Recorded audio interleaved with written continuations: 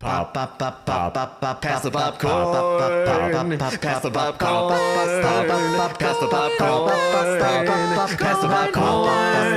Pass the popcorn. Pass the popcorn. Welcome to Altering, discovering good movies one bad movie at a time. I'm film school dropout Rob Jarasinski, and I'm joining everybody here. We've got the group back from our Oscar nomination special. We're doing another Pass the Popcorn, but this time an Oscar recap. Joined with me this evening is Brennan Klein. Hi, I have been demoted from Colonel of Pass the Popcorn. I'm now the private of Pass the Popcorn, I think. Private Pass the Popcorn. I like it. Chris Trengove. Hello, podcast land. Carrie Jarasinski. Oh, you caught me off guard. I thought you were going to. I said I was going in order of the way that folks are distributed on my screen. No one but you sees how your screen is distributed, though. That's true. That's why it's a surprise. Well, hello. Mm-hmm. Mandy Albert.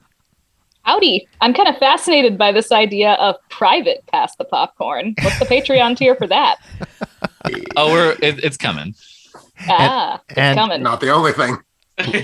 Last but not least, Tim Brayton. I've already said like four things. You said four things. People know you're here. You know, it's me. And gang, I was a little like nothing big happened at the Oscars last night. So, probably not a whole lot to talk about. So I thought we should start by addressing the elephant in the room, the big controversy of the night. And that's Koda winning Best Picture.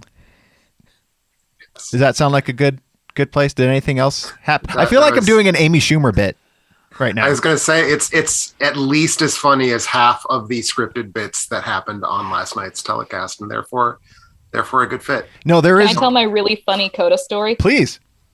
So Koda was the second most recent of the Best Picture nominees that I saw. So back when we did the nomination reactions, I had seen, I think, 3 of the Best Picture nominees. And I tried to catch up on most of them in the time between then and now. So last week, I guess 2 weeks ago now, I took a group of kids to Tampa on a field trip. And let's just say that I barely slept at all on that trip for various reasons. But on the last night that we were there was a domestic dispute going on in the hotel room next to mine at like 2:30 in the morning. Like, there were literally people screaming at the top of their lungs in the hotel room next to me. And I've never called security on anybody in a hotel before, but I called security on these people. But it took security like half an hour to get there. But I'm one of those people where if I get woken up like that in the middle of the night, I can't go back to sleep. And so I decided, well, while we're waiting for security, let's put on a movie. And I flipped through the movies that were available, and Koda was there. And it was like, okay, I hadn't caught that one yet. Let's go ahead and give that a watch.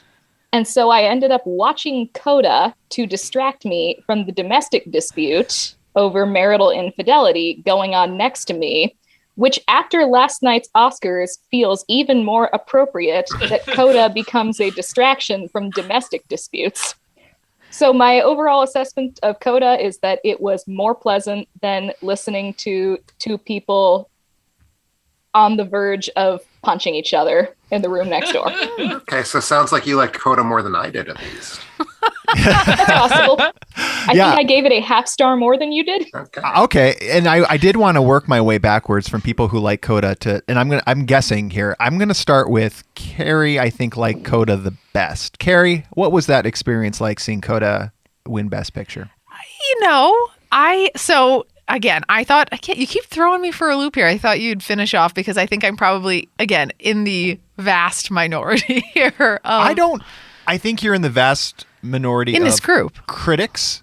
Okay, sure. And those who view themselves as cinephiles. Okay. I would say, I think it's a broad appeal. Yeah, broad appeal. So here's my take on it. In a sea of so-so and pretty good movies, I will take the representation of this community over like a Mad Max meets Spaceballs-esque movie. That's also so-so. Those two things do not. That's Dune. Commute. Oh, like Dune. I see what you're saying. Like, I will take this over Dune. That's what I'm saying. Where does the Spaceballs enter Dune? Gosh. That's all the somehow sand? the one that gets me a lot more weirded out. Oh, like the endless There sand. is a Mog in Dune, right? Yeah. There's a Mog, and think about Jabba the Hutt.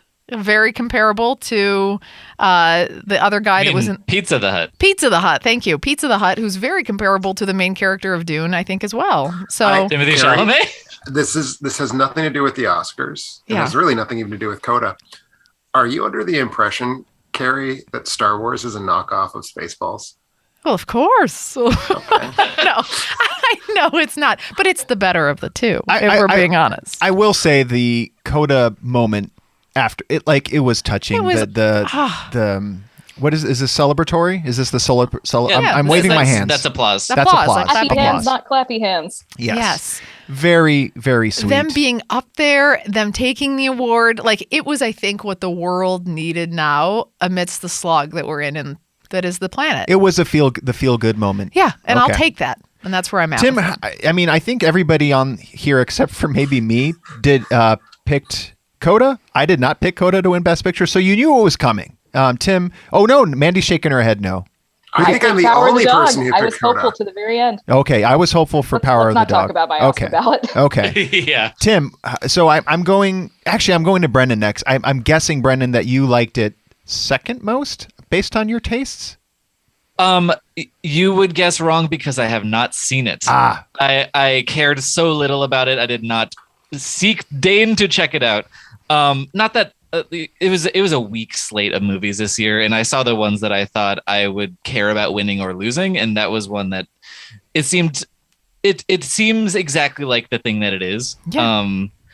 And I think that it is the type of movie that the Oscars like to reward for better or for worse. And so I was not shocked or dismayed that it won, especially because there was nothing I was particularly rooting for this year. So Interesting. I'm totally fine with it. They seem like a nice team of people. I'm glad they have an Oscar. Yes. Tim, how about you? Well, as you say, I had sort of mentally prepared myself to see it win. So I was not surprised. I was not taken aback. And I will say this, the further we get from Crash, the better Crash is looking, is sort of my vibe about the last several years of Best Picture winners. And that is all I have to say on that matter for right now. And Chris, I have saved you for last because you have been the most vocal opposition to Koda. And so I wanted you to bottle your rage as you heard the people who like it mildly or are not bothered by it, so that you could express your full anger on the world. So this is your moment. Yeah, thank you. I'll first of all, I'd like to thank the Academy for this moment that you give me. But it's Coda is just, I don't think it's a good movie. I think it's an actively bad movie. And I think it joins the long, sad list of below average or worse, solidly bad Best Picture Oscar winners of the last many decades now. Green Book, Driving Miss Daisy, Crash, The King's Speech, A Beautiful Mind. Some of those probably shouldn't even be in the same conversation as Coda, but I think it's just an actively bad movie. For me, Coda is it's a Hallmark Channel original knockoff or a Disney Channel original knockoff, masked in big friendly broad strokes that is deaf representation and minority community representation, which is very great and all. It's just, I wish that the deaf community got a better movie to be represented in. And in fact, they did get a better movie last year in Sound of Metal, but Yes. for whatever reason, people chose to go Gaga over Coda as opposed to Sound of Metal. But Tim, you did predict it. I actively chose not to predict it because I just couldn't bring myself to do so. I went with the Power of the Dog, and I thought to myself, well, if I win, then that's great. And if I lose, at least I go down with my heart. And I went down with my heart. I stood up as they were announcing, as Lady Gaga and Liza Minnelli were announcing. I stood up and I clasped my hands together. And not that this is anything that matters at all, but I really get into these moments. I stood up, my hands were clasped. I was like, all right, let's do it. and they said Koda, and I knew it was coming, and I let out this sigh of relief, or this sigh, not of relief, but this sigh, and it is what it is. But you're right. I mean, the last few years have been especially pretty bad. Some way, Parasite won in 2019, and that looks like a major outlier of modern Oscar Best Picture winners, and that it's excellent. It's a very good movie. But in between there, you have the likes of Green Book and Nomadland and now Koda, and yeah, it's a little disheartening, to say the least. But I know a lot of people like it, and I understand why people like it. I think it has three major things. You know, it has two great actors that carry it, Marlee Matlin and Troy Kotsur. It has the deaf representation, and it has family dynamics that people can relate to. But those last two things do not good cinema necessarily make. They are just there, and people have latched onto it, and that's fine. I can have my own personal movie awards, which I do have, and they are updated accordingly. Well, I just want to slightly, because I didn't go on a rant, because life's too short, but also Coda's horrible. I want to push back that it has family dynamics that are relatable. I think one of the film's problems is that the family it represents does not make any sense on really any level. Oh, your dad farts. Be honest. Well, yes, but your parents have sex. No, they don't. Tim and I have talked about it. They sure don't in front of me. They don't even when he's not there. We've talked about it. I have no idea. But the family. First off, I remain, to Chris, your point that we had Sound of Metal, but a year ago, giving us this really intriguing, complicated, nuanced story of a man whose hearing is damaged and how he sort of copes with that. Koda is not about deaf people. It's about how deaf people inconvenience a really shitty little teenage girl. Like, she's not a sympathetic character, I don't think. And the movie's representation of family is so weird, because it's like, my family are these like pedestrian idiots who are standing in the way of my dream, but I love them. But they're not supporting me, but they can't understand me, but I love them and I'm going to help them fight the world and all that. And just, it's very strange. Like, how do we read that family dynamic? That the whole movie to me I couldn't get a handle on, like, who are these people? And I think part of why it seems like a good film about family is because the story it's telling is so cliched that we can sort of fill in the blanks from other films we have seen about other families and be like, well, this is how families work in movies. But I don't think Koda is doing that work itself. Well, I hate to disappoint you all, because based on its success, I expect many, many more movies like this. So Carrie and I caught this last year's Sundance, not this recent past February, but the February before. It's been out for a long time. It was made for $10 million. Apple picked it up at the time for $25 million, and I thought that was ridiculous. I thought they are never going to see their money back. Number one, it's a streaming service that, is probably like fourth, ish, maybe. Like, it's not in the top three streamers. I think it does good work. Like, I think they pick up good movies, and there's some good original content on there too. But I thought they had way overpaid for what I thought was just like a Hallmark knockoff type movie. It was fine. It made me feel okay about. I liked it. There's this. You like it. I do like it. I do like it. He's trying to suck suck up. up. Chris and I have been saying. He's like, do I want to like go home to this or like deal with the fact that I do. It did make me feel good. I liked it. Minus the teacher. We know you didn't like the teacher. The teacher. Other than that, is so bad. He's actively not great. Awful. That's for sure. He seems so out of place too at the for the award win too. It was great. That made me feel good. But it actually brings up an interesting point. Is Apple now is, as I mentioned, like, was the fourth tier to me, streamer-ish in popularity. Is this the thing that moves Apple now to more of the forefront? It beat out all the other streamers to get that Best Picture win. So distribution is not production. Yes, fair enough.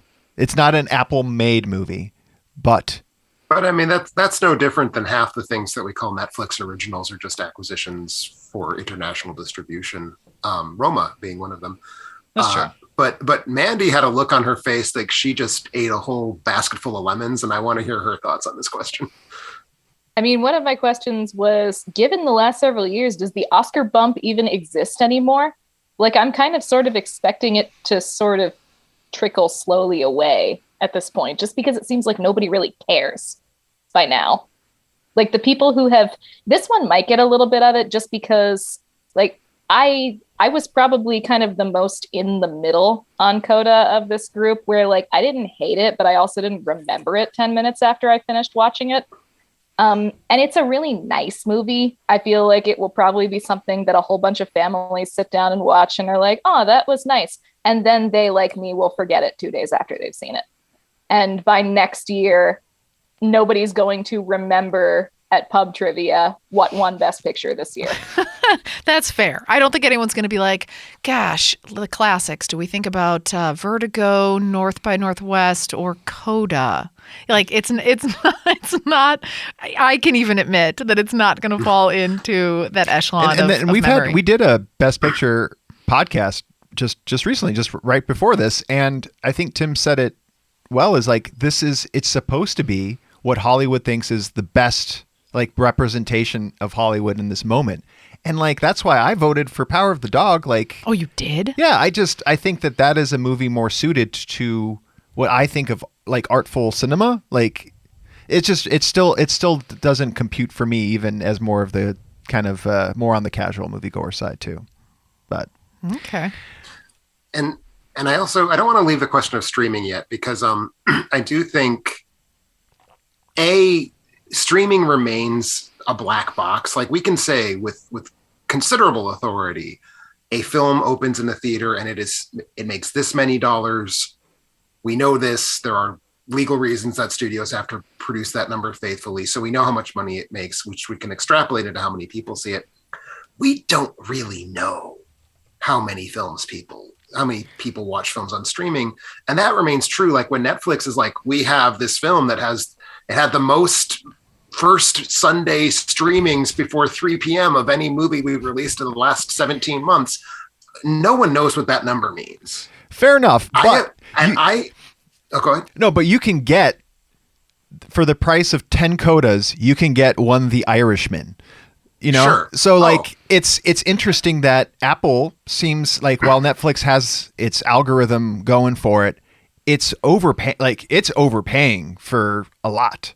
Oh yeah, and to be clear, however Netflix is spending its money, it is reckless, and I don't understand why Netflix is like when Amazon spends $1 billion on the Lord of the Rings show. Okay, it's Amazon; they have hundreds of billions of dollars to play with. Netflix cannot conceivably be running at a profit right now, and I don't get their business model at all. So I'm not saying like Apple's spending their money more wastefully or less wastefully than Netflix. Netflix is a just deranged company. But one estimate, and God knows if it's a good estimate that I saw, it was reported by a couple of the trades as like, maybe these numbers are okay, was trying to report the streaming numbers of the Best Picture nominees with an eye primarily towards Koda and Power of the Dog, which were, of course, I mean, Power of the Dog got a very cursory theatrical release. I guess technically Koda did too. But the estimate was that Koda has been streamed fewer than 1 million times. And that is a very small number of viewings if they paid $25 million for it to boost their streaming site that you get for free if you own one of like 800 different devices that all come with a free year of Apple. So it's not even like people are paying for this service. Yeah, I'm sure. Go ahead. I'm sure that viewing number for Koda will increase now, but I think that was part of the conversation as to like, well, why did Koda receive so few nominations, but then during the process seemed to garner so much attention? And that's because, Tim, to your point, when the nominations were due, so few people had actually seen it, enough clearly to get a Best Picture nomination and a couple others. But during the voting season is when Apple went into overdrive with their marketing campaign for Koda. Yeah, it's a model based on acquisition and retention. Like that's what a streamer is trying to do, and that excites shareholders. They like to see those subscription numbers go up because it means like, oh, that means that I've got money coming in for X amount more years to come. But yeah, I think it remains to be seen. I'm seeing more efficiency out of Apple right now. We're talking about wasteful. I know Amazon has their $400 million Lord of the Rings, which I'm sure Chris is very excited about. And I know Tim is Lord of the Rings TV show. So yeah, I'm just curious. Let's put excited about in some pretty thick scare quotes. But yes, fair enough. TV show coming out. $400 million TV show. Is Frodo Baggins going to be in there? It's like a prequel. It is set 2,000 years before the movies and will include no characters in common with them. I would imagine the Gollum's still alive, right? The Golem has not yet been born yet. Wow. This is really old. I'm just worried there's a bubble. And like, if this bubble bursts, like, I don't know what happens. Like, if something, maybe we're years away from it. Yeah, TikTok. That's where all the kids are into is the TikTok. This is where we phase out of life. This whole crew. Don't get on TikTok. Maybe Brennan. But the rest of us lose touch with reality and what's going on. So. And speaking of bubbles bursting, I want to remain friends at the end of this discussion. But I joked a little earlier. I let us in with a little bit of a false little bait and switch there with the Koda. No, I didn't realize that's what you were doing. It's the slap heard around the world. I want to preface this. Mandy did some good storytelling to set us up for Koda. I will not go into too much detail, but we made this a family viewing experience. This was our child's first and our both children's first Oscar watch. And sorry. Yeah. Not only that, this is Rob's problem. He's so inclusive, and it is super annoying. So, of course, Rob's parents showed up unexpectedly in town from Florida. We'll talk more about that at another time. And then Rob was like, we should probably invite your parents over too. My dad is not, he's not Oscar friendly. It's not Oscar friendly for him. He doesn't like the jokes. He doesn't like the picking. He doesn't like any of that. So like, this is already a recipe for disaster. And then my mom's all in. So basically he's created a stew of conflict before this thing has even started. So we'll lead in with that, and the fact that our children are watching it with us. And Abby's become quite the cinephile. She loves movies. Like she loves movies, and she loves the Oscars. And she's watched pieces of it, and Alice has as well. Alice fell asleep during this portion, so that's good. But Abby was front and center with me, and like just eyes open, just really excited. Like she was really into it. She was loving the speeches and just the pomp and circumstance of it all. And then Chris Rock came on, and what Chris Rock does is make bad jokes, and made a bad joke about Jada Pinkett Smith in regards to her hair being short. G.I. Jane 2, I had explained that to Abby. As I'm explaining the joke to Abby, there's like a bit of like the discourse happening in the in this on television. I'm not really paying attention. I'm trying to explain to Abby what G.I. Jane 2, why that's a bad joke. And I look and I turn and I see what appears to be like a staged situation. And I think some of you were on my text thread because I was trying to figure out what just happened. Because it looked, the way the camera was, it looks like people were positioning themselves for like a choreographed fight. And Chris Rock almost like appeared like he was leaning forward. And then we got the slap. And Carrie right away said, oh my gosh. I was still awake at this point. Yes. Will Smith just slapped Chris Rock in the face. I was like, no, that's a staged thing. I actually had dozed. And then I came back in. And then right as I came in, I thought he punched him. I didn't realize it was a slap. And I don't even know if you could see if it was a slap, or a slap from the angle that we were at. But it felt like a punch. Yeah. And then I'm still debating with Carrie that no, there's no way Will Smith got up. Like it looked like a bit. It looked like a bit that wasn't working, but then they cut out the audio for what seemed like hours. And then I knew something was up when I started getting text messages from Brennan and Chris and others. And that was difficult to explain to my daughter what happened. So I will start with that. And I will start with, this time I'll go kind of in reverse order here a little bit. And with Brennan, you were watching live with me because we exchanged text messages. What was your kind of like reaction to what you saw on screen. Like, I think it's turned into one of those moments, like not to that level, but like, where were you when this thing happened? I was watching it. You were watching it. Well, I will say, much like Carrie, I was in a stew of conflict on the day of the Oscars, because starting at 10 a.m. in my neighborhood, there was an active manhunt for an escaped armed robber. Oh, no. And so there were police cordons like in the 8 blocks around my house, and SWAT vans pulling up and helicopters going around. And it didn't stop until about an hour into the Oscars. Helicopter flew into my signal a couple times and interrupted a speech or two. Oh my gosh. So it was a tense day. Did not get outside a lot. But basically, I was definitely there with you, Carrie. The conflict was present. And then watching that, I don't know, like at first, my initial kind of knee-jerk human reaction, like I did think it was fake, but also I was like, oh, well, this is thrilling. This is like, going to be an interesting Oscar moment.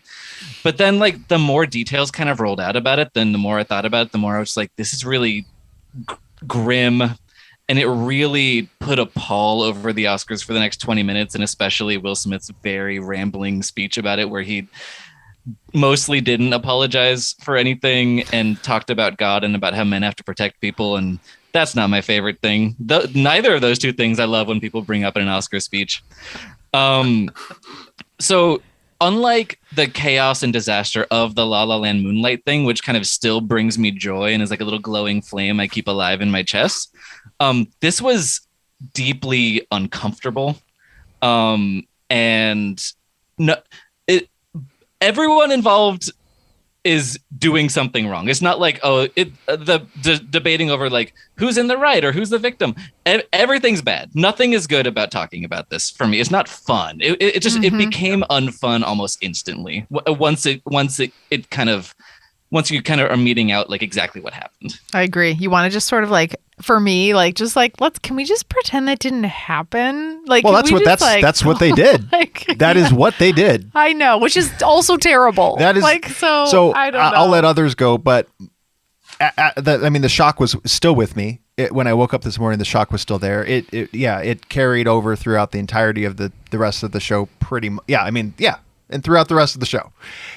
But what I thought for sure that the producers would pull Will Smith out of that room. How could they?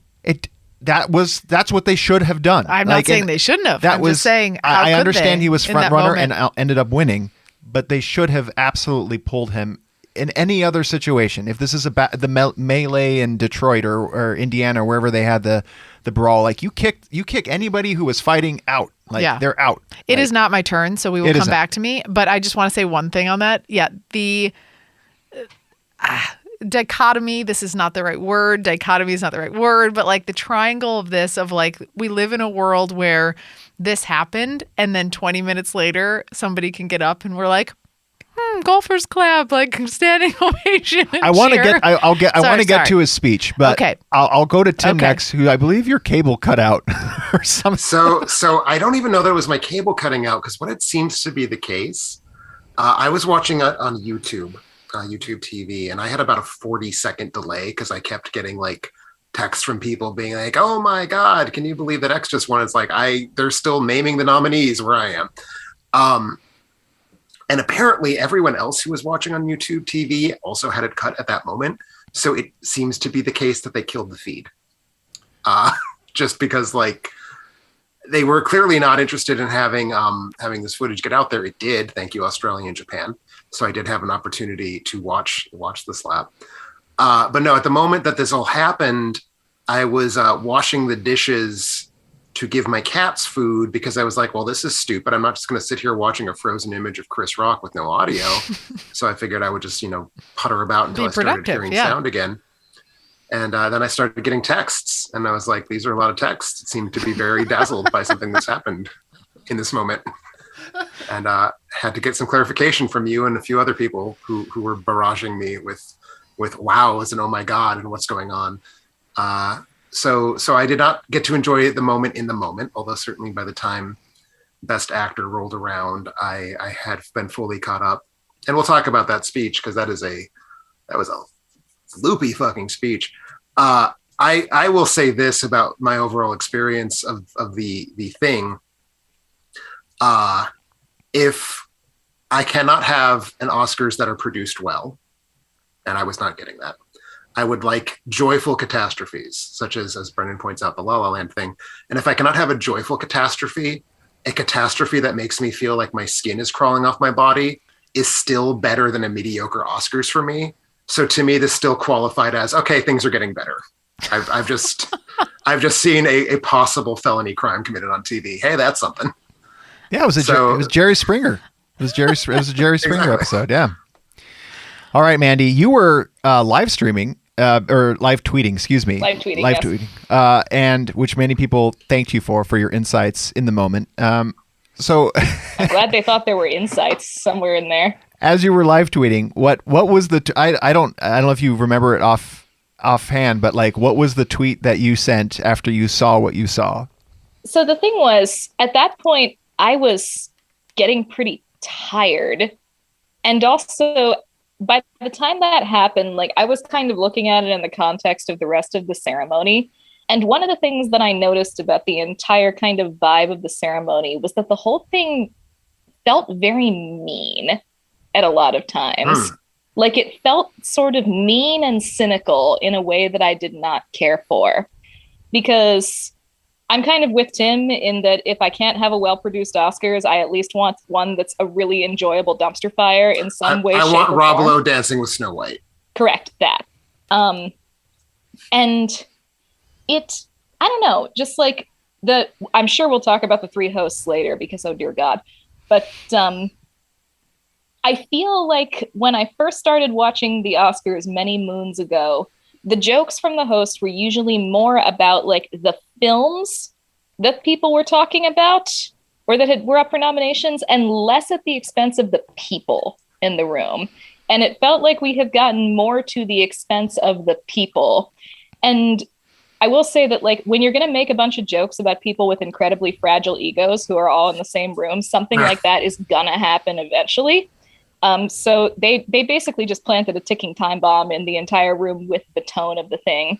But at that point, I was just very tired of that tone. And I think my tweet at that moment was actually just something like, nope, nothing whatsoever just happened between Chris Rock and Will Smith. We're not even going to talk about it. But we did talk about it, didn't we, Carrie? We did. Yeah. Oh, we sure did talk about it. And I actually had like an argument with my husband who was in there watching it with me because he was like, I think that was a real punch. And I was like, no way, that was a stage punch. Like that was very I'm with clearly a you. stage punch. Did it not look Well, as though because I thought that also I saw him hold up his hand so that he could do this thing. For those of you not actually watching this Zoom call, I just punched my own hand, which is how you make the sound for a stage punch. And I was like, that was so clearly a stage punch.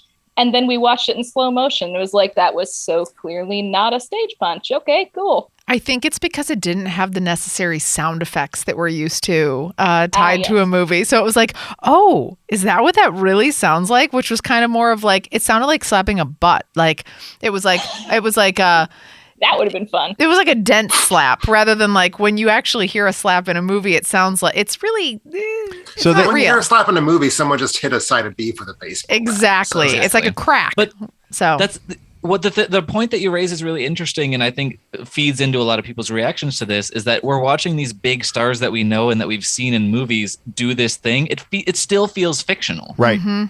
Yes, there's definitely an aspect of that. Did you have more, Care? No, I was just going to share my thoughts on it too. Just of like, I'm completely aligned with Mandy where I was just like, when did roasts become, it feels like a roast. And when did roasts become normalized as like, okay, where it's like, I mean, frankly, Rob watches these things. What are those roasts that you watch? The Comedy Central ones? Comedy Central Yeah. roasts. My anxiety when I watch those is through the roof. It's like, how can you say this thing that is ultimately 95% true directly to a person that is so hurtful? And it's always perplexed me because, I mean, like Rob's always in tears. He's like, Martha Stewart. Like, you know, maybe Martha Stewart is fine. But I will say the line that people typically observe as awful as roasts get is, and maybe Chris Rock is just not attuned to what is happening. Like, and again, it's not an excuse for what happened, but to not know that that Jada Pinkett Smith is dealing with, like, but he does an know autoimmune that. disease with alopecia. But Chris Rock does know that. He does know all of that. So he chose still, but this is all pre-scripted. It's not like he was like, on the fly, I'm going to come up with this joke. Like, this is all pre-scripted and pre-planned. That's a great question. Do you all think this was a Chris Rock riff thing? No. Okay. Chris Rock doesn't do improv. I'm sure those were all scripted. It's all scripted. It was scripted. They rehearsed it beforehand. So someone signed off on this. This is what I'm saying. This is my point here, which is like, I think the Oscars are having an identity crisis of, we need ratings. We want to make it shorter, faster, even though it wasn't. We want to make it funnier, even though it wasn't. And sometimes funny, they think, is mean. So let's pick on the people in the audience so that we can get a good laugh when at the end of the day, it turns out like this. And it's like, yeah, how have we gotten here? Because I think it's a ratings thing. Like, how do we get people in to try and be funny when we're resorting to just being mean? I don't know. So I don't want to, this isn't exactly what you're saying, but I think it's in the same wheelhouse. And I want to say this before I forget to. One of the things that was really striking me about the whole ceremony, and I started watching it about 12 minutes late, so I missed the opening, but the whole ceremony felt very like manicured in a way that was very lifeless and bland. And it was quite clear to me that the whole thing was, last year's were a disaster. Like staging the Oscars in the fucking train depot lobby or wherever they stage them. Not a good idea. We can't do that. So they're trying to make like very the vanilla wafer cookie version of the Oscars, like the most plain, bland, boring set, boring bits, stupid, like, let's have Francis Coppola come out and say the word Godfather twice and then show him off, because why not? And so the whole thing felt very like neutered in a way that made it feel like everybody was really like bottling up, and like there were no political speeches, which is always super weird, until Jessica Chastain. She gave like the only avowedly political speech of the night. So I think everybody was just like corked the whole time. Like the ceremony itself felt very sterile and like airbrushed.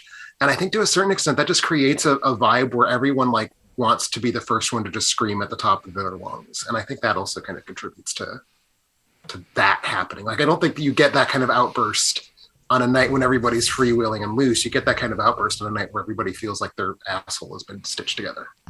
Completely agree with that. And also because I think, Rob, you brought this up earlier of like, were they going to kick Will Smith out?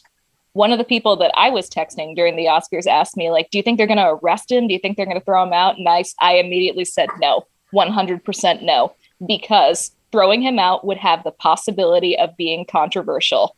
And these producers have a near pathological fear of controversy right now. Mm-hmm. I agree. And any other type of an event, like if you cross that line of getting on, you're out. Like, I'm sorry. That just should be a rule. And I'm sure there will be a rule now. Going forward. So we didn't mention it before. No physical abuse during the meeting or during the event. Or we will ask you to leave.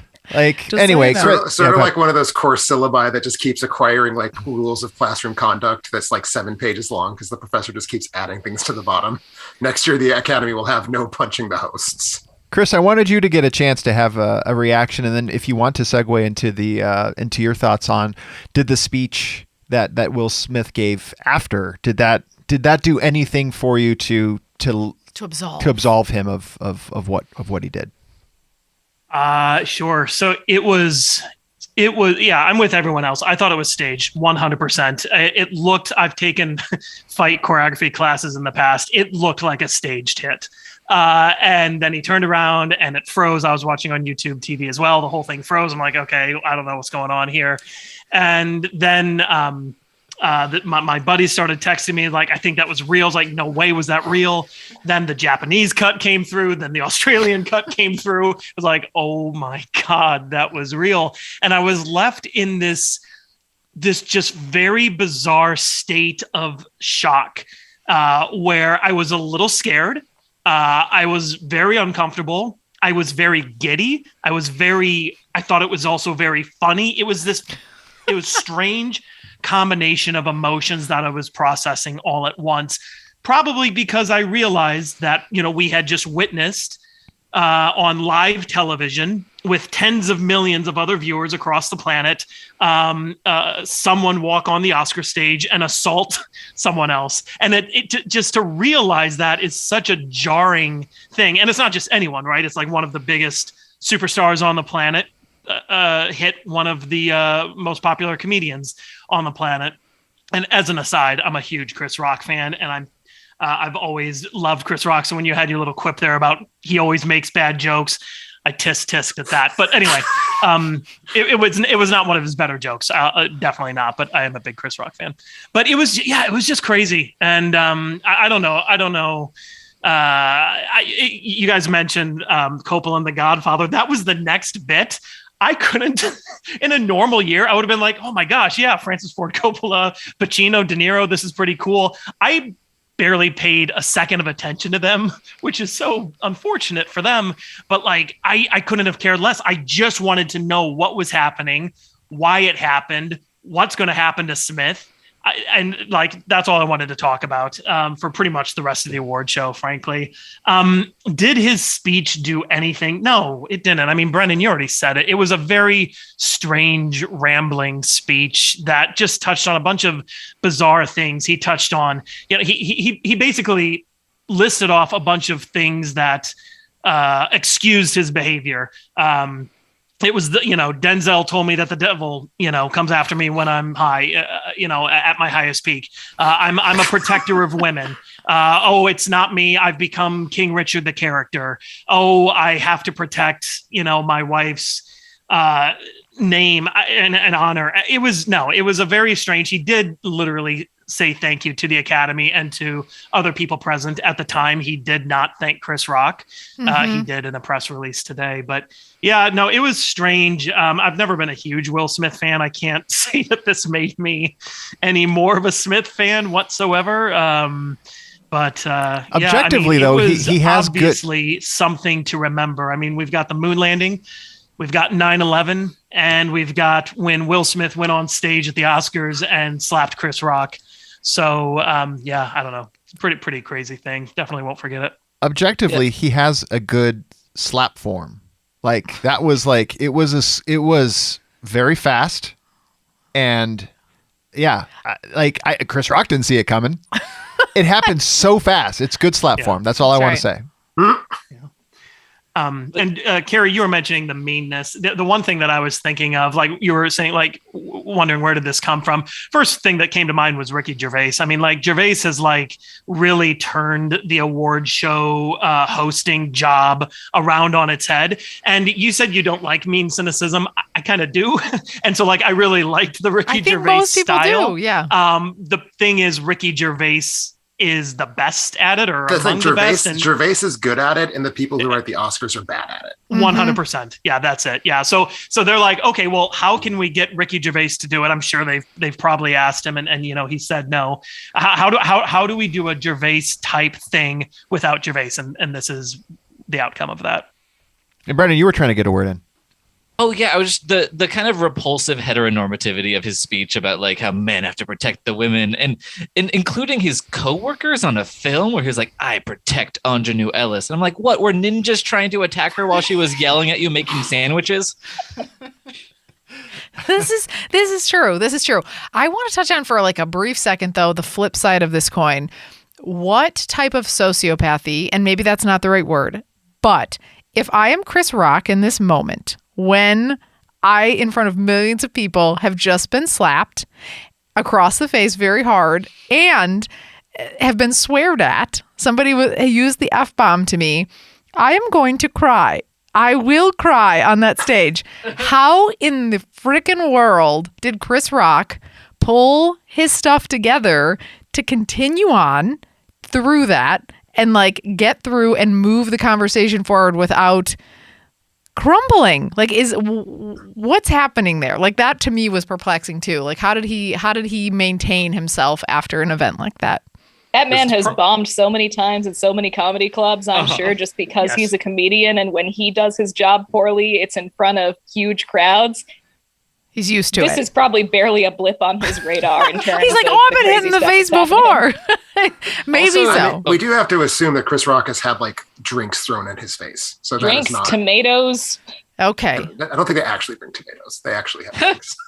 Yeah, and also just probably shell shock too. Like if you get a cut that you don't notice, it doesn't hurt until you look at it. You know, like that kind of thing. Like probably the second he stepped off stage, he had his reaction because he was just still in the middle of that mindset of what he was doing. Yeah. But yeah, also the just what he's been through. He's been heckled before. That's fair. And then this is the last thing, and then Rob, you can jump on to something else like dresses and visuals and things like that. But this is my last thought on it is like, again, not appropriate to get up and run and like hit somebody and like to do all of that. But like, is there some level of humanity here where like, I'll throw it to people who are in relationships. Tim, if this would happen to somebody that you're in a relationship with, or Chris, or all of us are married or in relationships, like, is there some level of just like instinct that kicks in, which is just like, yeah, I'm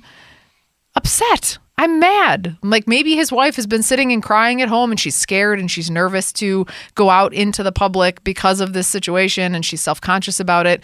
And maybe you do have a snap moment. Like, I wonder if there's a little bit of like humanity here too for him, maybe that like, yeah, it sucked. You shouldn't have done that. But like you made a big mistake. Like, I don't know. And so it's a very one of the toxic things, masculine moment of humanity, if anything. Yeah. One of the things, but I would punch somebody for Rob too. One of the things we saw in the footage is that he was laughing at the jokes, and she was like rolling her eyes. I saw the eye roll. I didn't see him laughing. The next thing that happens is that he like jumps on stage.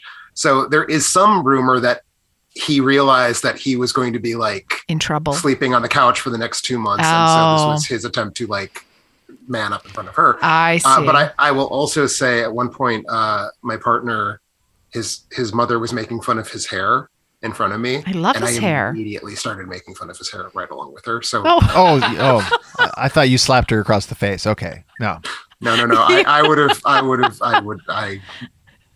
I relish the opportunity to make fun. I could see you doing that, and as you well know. So here's the weird thing, Tim. Okay, weird thing on that. Whatever happens in your brain, if somebody was making fun of Rob, I also would jump on the bandwagon. But if somebody was making fun of your partner, then for some weird reason, I would be defensive. I'd be like, I really like his hair, and so it must just be like levels of distance. I don't know. Sure. I don't know. Also, in Jada's position, like I don't know how she felt about it, but if that had been me in that position, I would have been mortified. Oh, I would 1,000%. Mortified. When Rob's mom is here and he tries to like defend me about like certain situations, they're upstairs right now. But when he tries to defend me in certain situations, I'm like, don't do that. Like, and he's not even punching his mom. Yeah, not usually. Yeah, no. So yeah, I'm in the same boat with you guys. I would have been mortified if I were her too. Well, let's get back to the lighter. Go ahead. Can I say one last thing about the speech? About his hair? I haven't said anything about the speech other than that it was rambling and strange, and I'm almost 100% sure sets the record for the longest Academy Awards acceptance speech. I haven't seen anyone quote that yet, but it was like 7 minutes long. I think the record has been like 5 minutes and 45 seconds. Anyway, one of my friends I was texting with made some joke about Scientology, which reminded me that Will Smith is either Scientologist or Scientologist adjacent. That was a real fucking Scientologist-ass speech. And the minute that I heard that word, I was like, oh, that's the like thorough disconnect from one's own bodied humanity that happens when you are involved in that fucking weird situation. And it suddenly made the speech feel at least like comprehensible as an object, if not intelligible as a form of communication. Very good. Yeah. Yes. And yeah, to try to move on to some lighter fare. Bring us going down. to nip slips? Luckily, we're all still friends, right? Like Carrie's support of Will Smith. I'm sorry. Say that. I was just saying. I do agree with you, Carrie. If someone is making fun, it is appropriate to go punch someone for making fun. Yeah, I would punch somebody for you, Tim. Is what I am saying. I would punch somebody in the face for you. I think, frankly, you should knife them. You should have a little pocket knife just in case you need to like stab a motherfucker. I can't tell you how many times that's already happened. Honestly, just so you guys know, though, the precedent has been set. So, like, if you guys say something mean about somebody someone out there in podcast land, they now have the right to come to your place in Madison, find you, slap you, and turn around and walk away. So be careful. And win some sort of award. Yeah. and then also be by the crowd, by their peers, like made to feel okay about what happened. Like that was let's clap it out. Anyway, I want to move on. I know you want to move on. Keep going. Because it's just so bizarre, and more things will come up. The Academy has already said they're opening up an I don't know what the formal review. Let's talk about dresses. I want to go to the hosts. I think Mandy, you brought up. Everybody's brought up a little bit about the hosts. You wanted to make things lighter.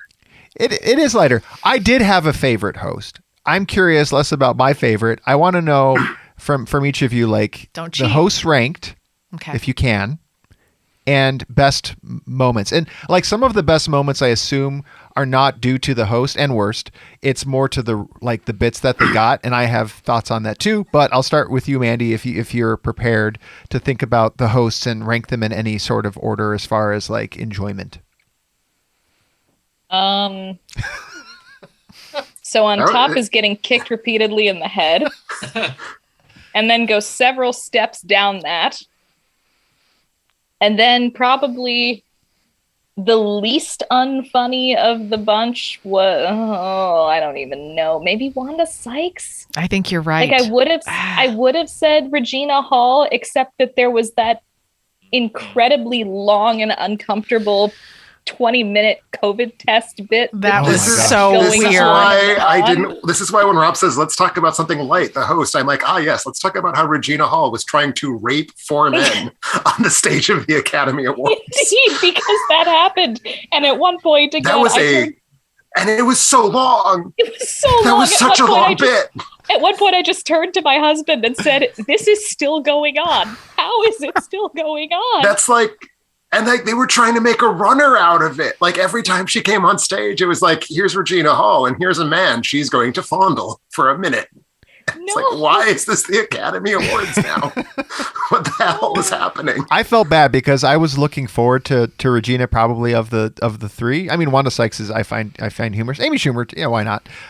But like I thought Regina would bring a little bit more, I don't know, class to the situation, and then I think she got dumped. Like I think she was trying to get, she got pulled into the humor that they were at. So I think she was trying to like meet the bar of Amy Schumer and Wanda Sykes, and then it wasn't her comfort zone. So I think the person that felt the most comfortable in their humor was Amy Schumer.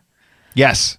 So I agree that Amy felt the most in her element, natural. Which is for me why she rose to the top. I mean, she had her moments, but my favorite moment was, I guess, joke. I guess it's the writing and delivery. I know what you're going to say. What is it? Is it the Jesse Plemons when she? Oh no, that was terrible. That was insanely mean. That was maybe the meanest thing that happened until the punch happened. Oh, was it? Oh, I'm so sorry. No. It didn't even read as a joke to me. I mean, I know it was a joke, and I know the whole thing is that it's deadpan, but also it's like, wasn't it that just he forgot? Where's the punchline? Kirsten Dunst was. She forgot who Kirsten Dunst was. Kind of. Yeah, that Kirsten Dunst is just not just because seat fillers are people too. Yeah. But that part's not nice. It's just not funny. I don't know. Which is especially weird because Kirsten Dunst is way more famous than Jesse Plemons. Oh, for sure. Which made it more funny though.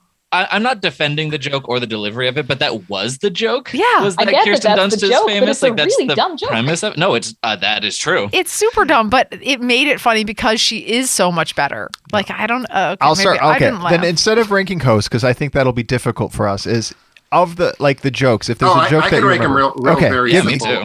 So I would put Sykes above getting kicked repeatedly in the head, because I agree that Schumer was in her comfort zone. I don't like her comfort zone, so I would rank that just below getting kicked in the head. And Regina Hall would be slightly below being drowned in the fluid that gathers in the bottom of a dumpster.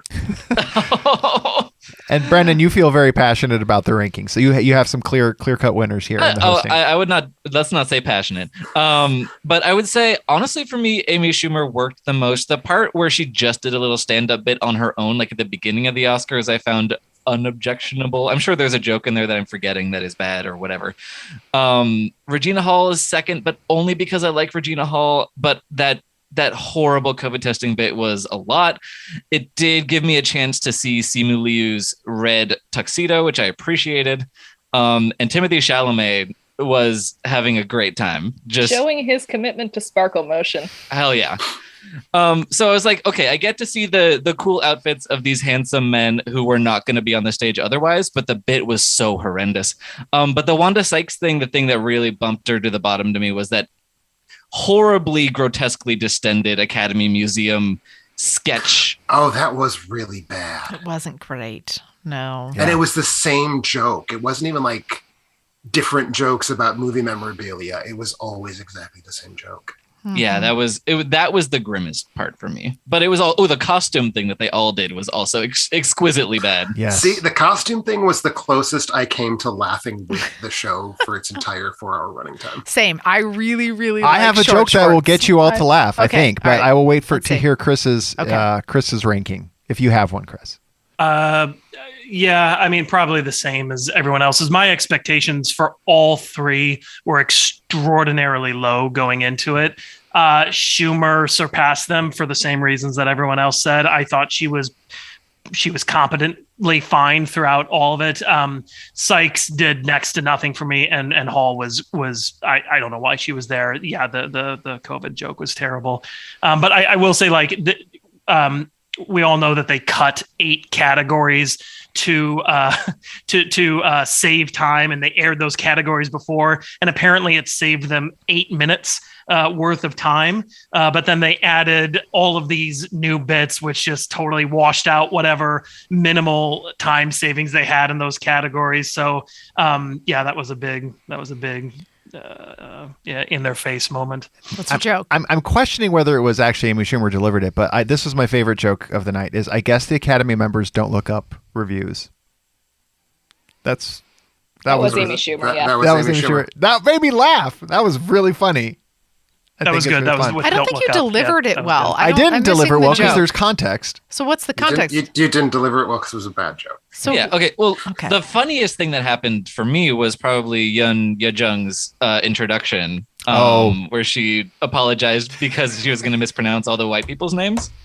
No, that was great. That was good, but she That was- wasn't a host, so that doesn't count. Right. Oh no, I just It wanted was- to talk about no. something that made me happy. Yeah, for a little maybe- bit. yeah, That's what- true. I like that. That was a good bit. That was good. I had to explain. It's also Oh, go ahead. 2 years in a row. She was one of the best parts of the ceremony.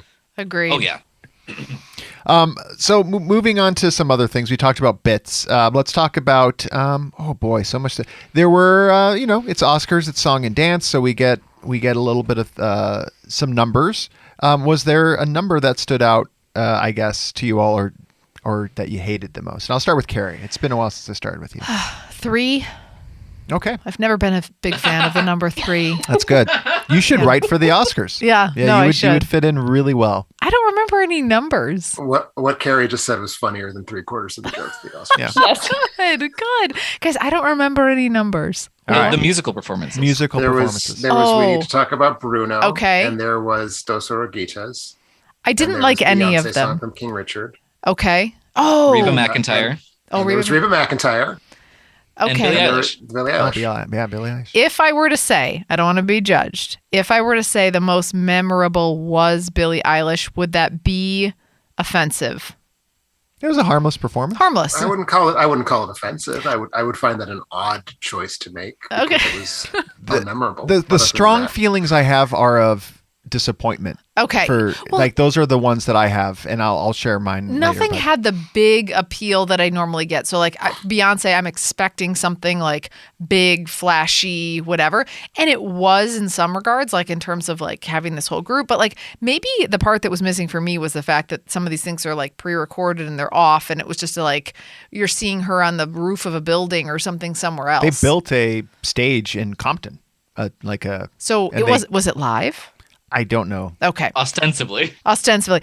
In an eerily post-apocalyptically quiet Compton Street. Yeah, it didn't feel. I didn't You know have the what would have been energy nice that for I get. Compton is take the money that production had and donate it to like the local Girls and Boys Club there. That would have been nice. That's fair, Rob. That's fair. So yeah, nothing really stood out to me though.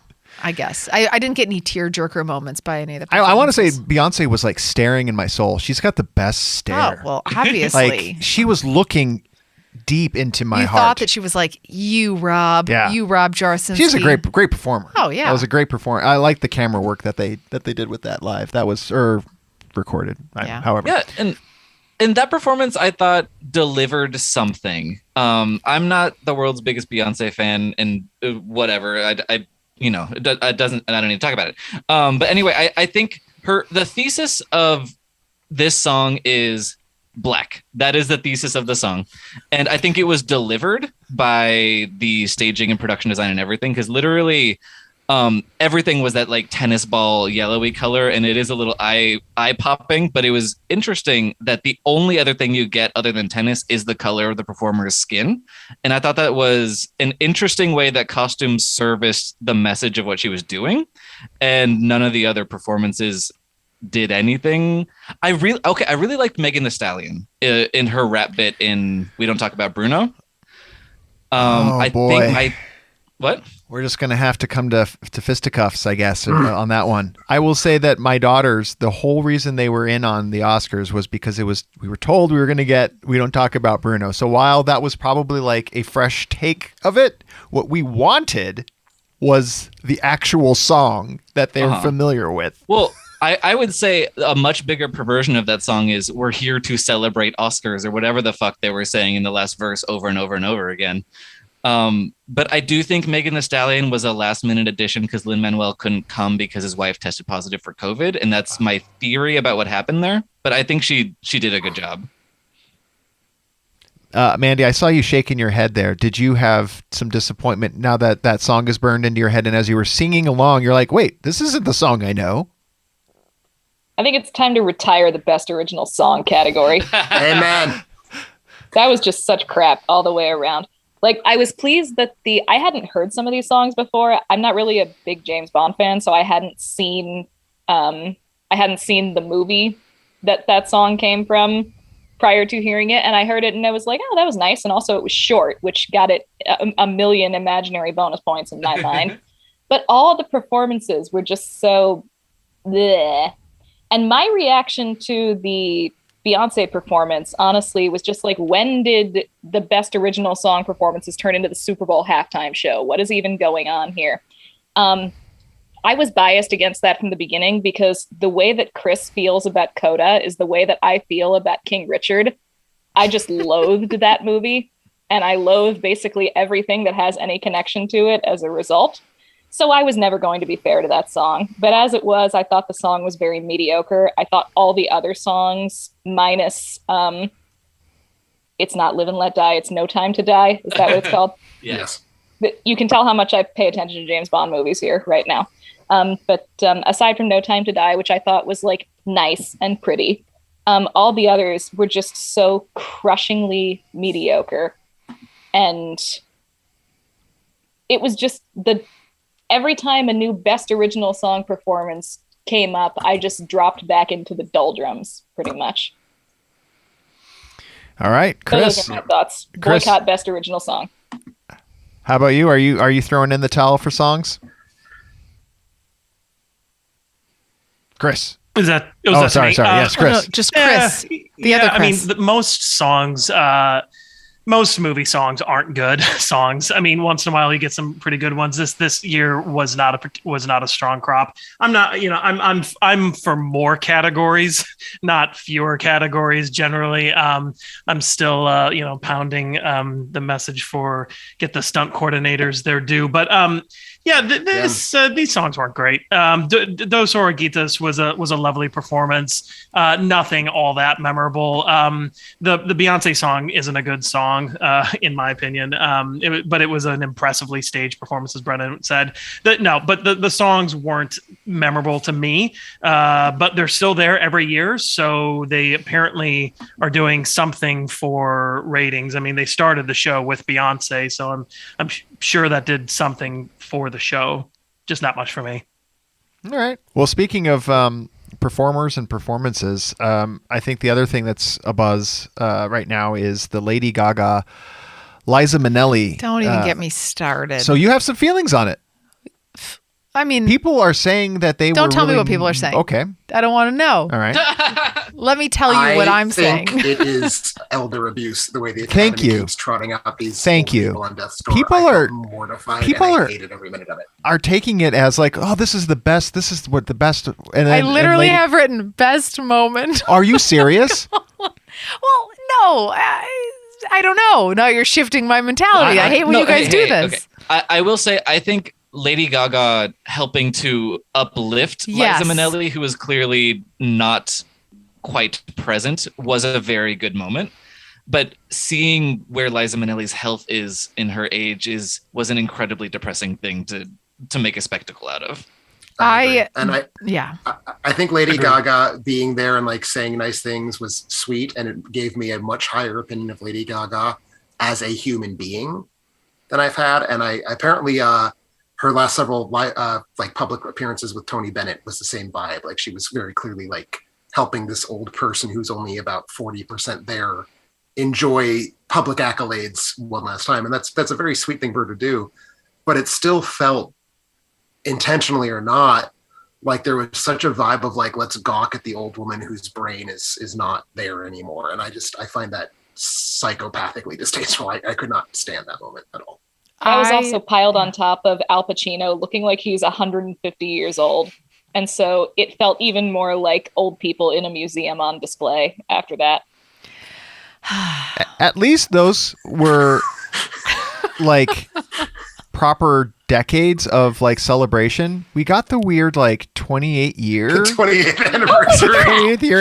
Their random anniversary is 28. I was gonna find some friggin' positivity in this moment. You guys are just knocking me down. Even better was that like that just strange, horrible mugging where like Samuel L. Jackson is treating it like he's an actor who rehearsed his lines, and Uma Thurman is vamping, and John Travolta is like just, I don't know, I'm on stage. He's doing like the white man's overbite situation. Yeah. And that was the lead up to Actor, and everyone's whole body was just like a ball of nerves. And we had to sit through this strange and insipid Pulp Fiction skit to get to it. And it was like, why? It was so much worse because of its position. Also, I almost wonder. Yeah. Go ahead, Brandon. Go ahead.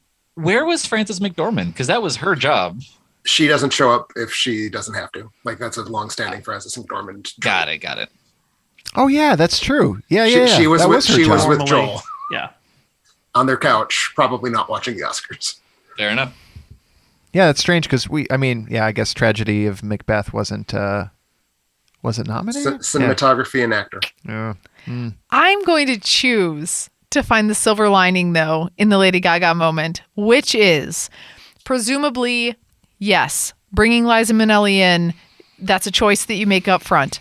Again, presumably, there are many rehearsals of this that have happened. This isn't like the first time that she's come on stage. So they knew at some point that this went well. Like, this is how I choose to presume what happened here. So that it went well, and that if this is something let me just finish. That to elevate people that at one point were in their prime, that might feel like they otherwise aren't. And that by being in front of all of these people to remember how important you were to cinema and how important you were to people is an elevation of that person. I will choose that any day. So I am confident that was the idea. Exactly. Yeah. And so I go to, this probably went really well in a rehearsal. I think that if it had gone like this in a rehearsal, they would not have done this. I don't think they intentionally put her out there to fail. So I think then in that moment, Lady Gaga jumping in to say, I got you. And in that moment, you knew that there was this agreement that the two had together, that if things didn't go well, that she had her when she whispered back, I know, was a moment for me that was like, yes, like things don't always go well. It was a very sweet human interaction. I completely agree with that. It was a nice moment between Lady Gaga and Liza Minnelli. I just feel it was exploitative in ways I did not enjoy watching. And I feel like the first time I noticed this, I'm not going to say this was the first time it happened, the year after Kirk Douglas had his stroke. Mm-hmm. Like, they brought him out, and like Michael brought him out to be like, here's my dad. See, even though he had a stroke, he still can like, he's ambulatory and he can talk. And it felt so unpleasant to me. And then like watching Michael Douglas sort of like shove Kirk Douglas in front of our faces to not really be able to talk into a microphone. And ever since then, and they do this every now and then, like there was there that had Sidney Poitier and Sophia Loren were like stood up and waved. And every time this happens, I'm just like, just let people age with dignity. They're not zoo animals. I completely agree, but you have the chance to opt out. And I'm saying, like, don't forget about people too, just because they're older and because like they're not as polished and whatever as before. Like, I don't want to forget that and just let people die off. It's like, yeah, you're in your 90s. Things aren't as fresh as they used to be for you in terms of like being on the spot. But like, I don't know, there's a sentiment that I like there that they're trying to go for of like elevating people who, again, aren't forgotten just because they are older too, is my lady I'm feeling. actually on Team Carrie on this one. I agree. I mean, it didn't play out obviously super well, and it was a little sad at times to watch. But I don't know. I mean, these are legends. Mm-hmm. They're still alive. They're not where they were once physically, but they are still alive, and so it's nice to see them. It was nice to see Liza Minnelli, even though it wasn't, cabaret Liza Minnelli. So I'm more with Carrie on this one, actually. Yeah, I'm in on that opinion insofar as like the Bill Murrays, the Al Pacinos, like the older actors who were there, who were lucid and able to express things, but it doesn't seem like Liza was maybe able to make that decision. That's exactly. That's a fair point. Yeah, that's fair. If you told me that was like Liza Her picked choice. up the call, Yeah. picked up the phone and called the producers and said, "Hey, it's the whatever anniversary of the burlesque 50th of Cabaret. 50th of Cabaret," and I think it would be neat if I presented. I don't think that's how it went down. Yeah, but she's not gonna. No one's gonna be like, "Oh, I'm just like shoving you out onto the stage." Like, there's some level of. You have a significantly less caustic view of Hollywood producers than I do, Carrie. I don't know. And I honestly don't think they rehearsed with Liza. I don't think they would have put her through doing that twice. Yeah, that's a good point. Again, unless it went well once, and then under the pressure of being in front of thousands of people, it was like, it's a little too much, and I'm overwhelmed. So we know that Chris and Carrie are going to form an I Care a Lot type of like elderly patient facility in the future. So Just- look for that in the future. And you know what? I'm not calling you out of anywhere when you're 90. Anyway. Well, we had not Critical Darling, but we had the Darling and Koda kind of walk away with the big prize. But there was another, I think, big winner, and that would be for me, I think Dune. Like, I think Dune quietly was a success. Like 6 Oscars.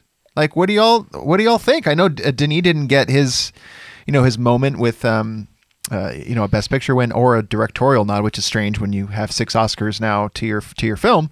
But like, what did you think about when you kept hearing Dune's name called? Tim, I don't know. How about you?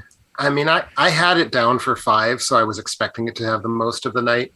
I certainly felt it was weird because all of its categories were in the first chunk of the show, and there were like none for the remaining 90 minutes.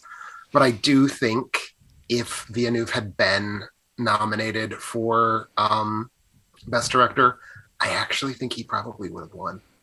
Like, that's sort of the vibe I was getting by the end of the night. Yeah. But no, I like Dune. It was my second favorite of the Best Picture nominees. I had a hell of a good time watching it on IMAX when it was in theaters in October. So I'm rooting for that movie. I'm glad it won all those awards. I would have given it, honestly, most of the same awards. Did you all notice how for every award, I mean, they would of course do this, is like Denis is so like just like, yeah. That was my running joke on one of my running jokes on my live tweets was, and take another drink for one of the winners, thanking Denis Villeneuve, and then cutting to him smiling politely as he once again doesn't collect any Oscars. Yeah. He handled that very well. Before we get to surprises and disappointments, I do want to talk about speeches. I don't think they Tim talked about this as well too, like no big really politically charged statements, and given kind of the climate that we're in, bit surprising. I did appreciate a lot of the queer community focused attention that Ariana DeBose had in her speech, and that Jessica Chastain chose to use her platform as. But like, other than that, like, I didn't like, there were some good speeches. I'll leave it at that. Brennan, were there any speeches that really stood out to you or like were disappointing or? Well, I liked Ariana DeBose's win. I like a queer woman of color winning an award, and for a performance that is a good performance. I kind of hoped Kristen Stewart would win so we could have two queer women winning in the same year, but that was just not gonna. That would have been make us happy. It would have been a fun speech. I would have. She is incredibly awkward. And it would have been so enjoyable. That's what we need more of at that hour of the Oscars. Awkward speeches. Exactly. I mean, there was no other speech that stood out. I mean, the interminable Kevin Costner introductory speech about watching that was how the West was won. legitimately my favorite single part of the entire 3 hours and 40 minutes. It was like a blanket of sanity. Like, oh, this is like what the Oscars should feel like. Just like comfort and entertainment and whatever. Kevin Costner talking about how he saw a picture at the Cinerama Dome and it's like, I know. That's what I needed. Kevin Costner, I'm on board. To be fair, I slipped into a fugue state about 5 minutes in, so I missed some of it. That's fair. It's all you needed. It was my favorite part of the night. That's right. He's the thing that brought me out of your anxiety attack. Yeah. That I was 100%, having. 100% agree with that, actually. He brought such a calm, and he was just pushing through. Because I think the audience was still flustered. Mm-hmm. And you just, hey, Kevin's talking. He's like, hey, I'm the guy from The Bodyguard. Oh, that was a great, I really enjoyed it. That was good. You know who I also liked as just a presenter, because I don't remember any of the other people, but like I like Simu, the guy from Simu Liu? Yes, thank you. He was working for me, not only his suit, but like his interaction with his co-host, which I can't remember either right now. I just remember the co-host being bad. I don't remember who it was. Co-presenter?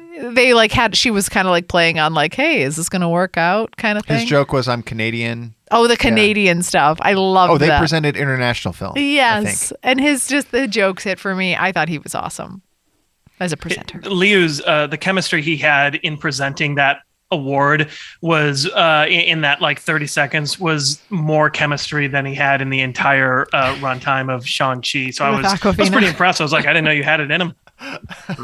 It's harsh. Chris, I'm glad you spoke up because Drive My Car was your, I don't know if it's your favorite, one of your favorite films of the year, right? Walked away. My favorite film. Yeah, number one. Yes. And I have a question for you because now you're a student of that film. Can you explain to me what the Japanese note taker was doing during that part? Okay. No, I have no idea. Can anyone explain to me what was happening with the note taking? I think everybody wants a note taker. If you're being really honest with yourself, like how often it could have been his biographer. It could have been his assistant. I don't know. Yeah. Granted, this moment wasn't that far removed from the slap, so I was still in a little bit of like still processing that. But it was a great moment. Drive My Car was definitely expected to win. I think Worst Person in the World had a shot, but everybody was expecting Drive My Car. So I'm very happy for it and for Hamaguchi. And actually, this is now a little bit of a trend for me. Each of my favorite films of the last 4 years, 2021 back through 2018, have won the International Feature Award or the Foreign Language Film Award when it was called then. So with Roma, Parasite, Another Round, and now Drive My Car. So I'm on a roll here with this particular category and my favorites. So we'll see what happens next year if we can make it 5 for 5. That's but good awesome. for Drive My Car. I mean, it's a great movie, and I know its its Oscar star, I say in quotes, started to fade out a little bit as the season progressed. But I'm still stunned to this day that a 3-hour character drama, a Japanese character drama that deals with grief and getting through grief through a multi-language staged version of Chekhov's Uncle Vanya, that got a Best Picture Oscar nomination is still stunning to me, and I'm thrilled for it. Carrot. I also wanted to smack them when they started playing Hamaguchi off the stage because he hadn't even gone on for that long. My theory was that because he had just stopped talking, so I think they thought he was done. I think they did too, and it was very clearly if you know how the Japanese language deals with emphasis, that is what he was doing, and obviously the conductor did not know that. So, it was still. I did like he did a little like no finger gesture. That was my fun. Second favorite thing after Kevin Costner. I would like to throw out there that I am extremely anti-political Oscar speeches because in general, I do not want to hear what actors think about politics. And so I would like this trend to continue indefinitely into the future. My all-time favorite Oscar speech is Joe Pesci for Goodfellas saying thank you and walking off. So I'm right there with you. So I will say Tatum that O'Neal's for Paper Moon for a similar reason. similar, yes. My favorite speech this year, not even the first time she's been my favorite speech giver, Jenny Bevan for Best Costume. She's just a fucking weirdo, and I love her on stage, just not giving a shit that it's the Oscars. She's just going to come out there and do what she's doing, and that's so great. Kara, anything stand up to you, or did you cover with Kev? I think I did cover it with Kev. Yeah. All the other ones where they actually did try to send a message for me felt rigid and cold and structured and scripted. I hate to say this because I love Jessica Chastain as an actor. She was trying so hard. When she's being a person, yeah, she feels so incredibly inauthentic to me. I know. That speech was cringe. It was cringy. And it's like, part of me wants to be like, again, like, I just care about what you're trying, like the message that you're trying to send. So stop caring. But I think for people, it also just ends up feeling like so scripted that it loses its message along the way too. So speaking of message, I feel like I maybe didn't process The Eyes of Tammy Faye as I should have. Did Jessica Chastain say like she was trying to like, is Tammy Faye in people's mind like a good person? In Jessica Chastain's mind, she is.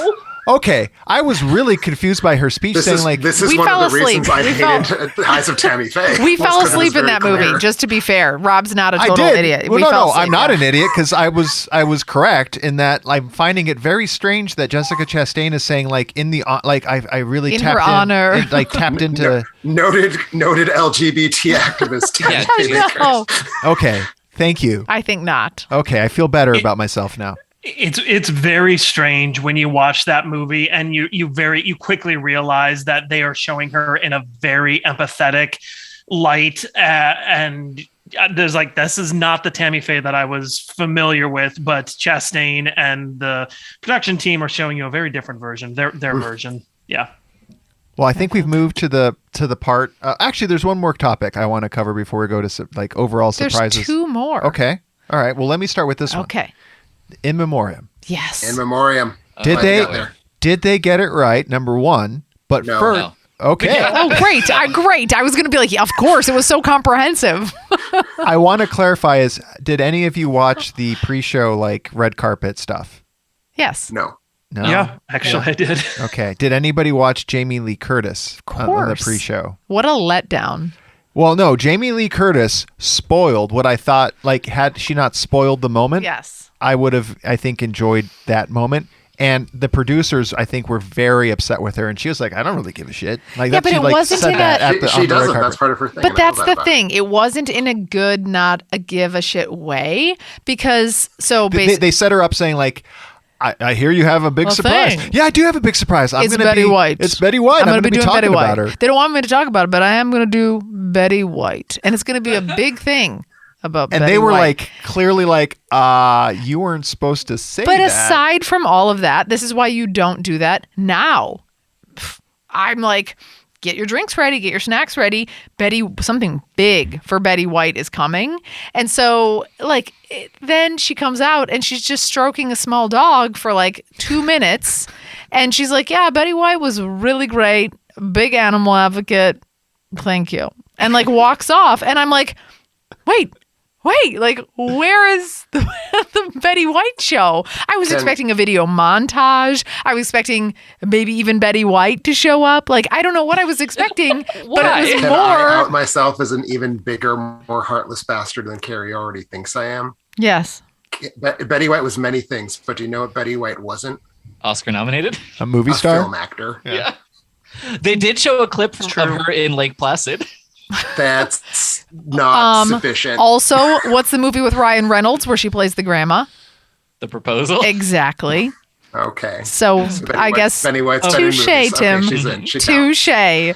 But it just wasn't big enough for then. Like, if Jamie Lee Curtis hadn't said that, it would have been fine. I might have shed cared more. The In Memoriam had already established it was going to introduce some people doing short speeches. Like, I don't know. Like, that was already happening. Which fuck that. Fuck that choice. That is saying, okay, here were the 4 who actually mattered. But Right, not rest you of- editors. Again, that's how In Memoriam has always Yes. been. But sometimes they are at least hiding it. Yes. Yeah, they're a little more subtle. They didn't hide it at the end when they say, "Hey, to learn more about people who died that we didn't like decide to include, check out this link." Death.com. Oscar/death. And the performances, Oh my- the music, The and how thing- they sang "Spirit in the Sky," well, the which thing is- sorry. psychotic to sing in a memorial service. Yeah. But the thing that was like so repulsive to me was like it was a totally fine performance, but no one needs to dance during the In Memoriam. Right. What is And, it, like a shuffle? like- What should you do? Like just a sway? No, you're supposed to sit on a stool with a spotlight on you and be Sting or whatever the fuck. I see. And we need to be looking at the people's names and faces and not at people dancing around with the names and faces really tiny in the background. Really tiny, That was- like it's a camera pointed at a monitor, and it's not even focused on the monitor. So the monitor's overexposed, the monitor's out of focus, and we're watching people like dancing like this really upbeat looking dance during the memoriam sequence. yeah, it was rude. Well, now that you're saying that, it's supposed to be solemn and low, and you're supposed to feel very like. it just Yeah, felt and- comprehensive, though. It felt like there were a lot of people there that A lot of people died last year. Yeah. It was very, very, very brutally. It's almost like it was a pandemic was happening or something. Something like that. Yeah. Something like that. I wish they And, had like- flagged that. Yeah. And there is room for In Memoriam to be kind of silly or kind of camp, like when they had Jennifer Hudson sing that song from Smash 3 years after Smash went off the air. But like that's not the focus. That shouldn't be the focus. Agreed. Well, Carrie, you had something you wanted to bring up before surprises and disappointments. Yeah, I You would said have you cut had out two of here things a left. long time ago. Well, number one was the In Memoriam I wanted to talk Okay, about. so I did. I read your that. mind there. Okay. You guys have shifted my perspective a little bit because I was digging it. Carrie, you just dig dead people. You just I you think just want to I like want an to endless celebrate dead an people. endless stream of like montage. I don't want to feel sad about it. It's very sad. So like I'd rather have you shimmy to the left and to the right a little bit just so that I feel a little more upbeat about your passing. That's kind of where I'm at at. your funeral, Carrie, I look forward to just leading a fucking. A parade. Yeah, no, I want a parade to come right on through. So so that was one. And then I wanted to talk about we have to talk about the dresses. I know that's not your most important topic in this cinephile community, but that's what's most important to me. So the outfits the rather than the outfits. dresses. No, just the dresses. Just the dresses. No, I'm kidding. Of Okay. course, all the outfits. We can all talk about Timothée Chalamet, and then we There can were switch some to the nice dresses. velvet tuxes all around. The guy. What did you guys think about the dude that's in Power of the Dog who plays the kid with the Cody hat? Smith McPhee. Yes, powder blue suit. Does it work? Does it not work? I dug it. I thought it was a good look for him. I Works liked for it. him. I think his skin tone is too light for a suit that bright. I thought you would think that. I knew you couldn't pull that off, but you know what you could pull off, Tim? You could pull off Simulou's red suit, I think. I was only half watching a lot of the ceremony. I didn't actually see Simulio. Oh, that was I think my favorite male outfit. But I want to throw that out to the crowd. Favorite suit that was worn. Daniel Kaluuya's. Yeah, that was Oh, sharp. that was good. Was that the green one? Was he wearing green? It was like teal. Tealy green. Oh, that was really good. That Yeah. was good. Who had I that also one, liked Wesley Snipes' kind of raspberry purple suit. Yeah. And also Wesley Snipes' teeth are visible to the naked eye from space. You have to have those teeth to match that suit. Like you had to pre-plan to have those teeth. It is true. And I'm Agreed. sure he cultivated those teeth in anticipation of one day wearing that suit. Agreed. There was a lot of gold for the ladies. I like Jessica Chastain's outfit, to be honest. And on the guy's side, yeah, I just like a good classic. But the velvet tuxes were really nice. They were I liked working all for the you? velvet stuff. I didn't. I can't. I'm too old for the Chalamet look. the no How shirt? dare Yeah, you? I'm sorry. Men's I'm fashion just- is so boring. I know. I hate men's fashion. So, but the look, solution women- is like lose the shirt. Like that's how you solve men's no. There was fashion. never a shirt, sir. Yeah. Women always the blazer. have the Oscars for women's fashion is largely about how much skin can I get away with showing while still being elegant, and I like that he did that. I agree. And Brennan, I will tell you, I have friends that are very hip and young, and everybody was texting me and they're like, that was cool. I'm really into it. And so I was like, me too. I love it. You know what? Here's a plug for Koda. Sean's dress was very nice. It was like a disco ball. No? Sean Haters? Fine. Yeah. I agree.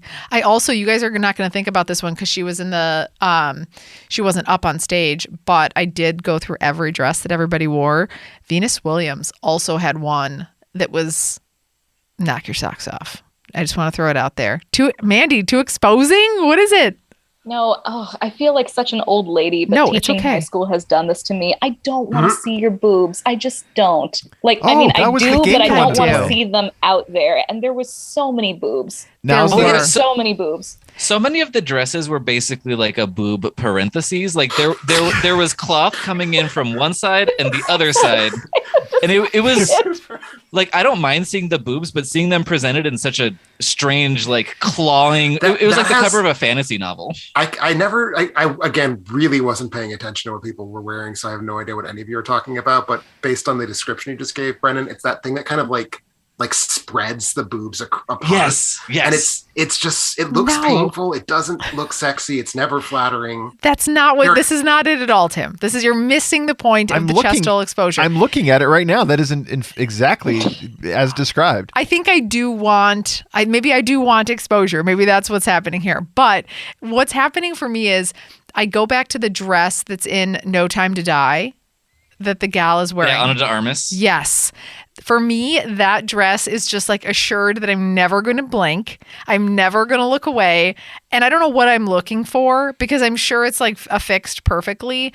But I think I'm just like preparing for possibility. I think when you're wearing that dress. I feel like that's not fair though, because Ana de Armas, if you were to like cut holes in a big plastic garbage bag and put it on her, she would look fabulous. I don't disagree. Yeah. I just watched Deep Water today.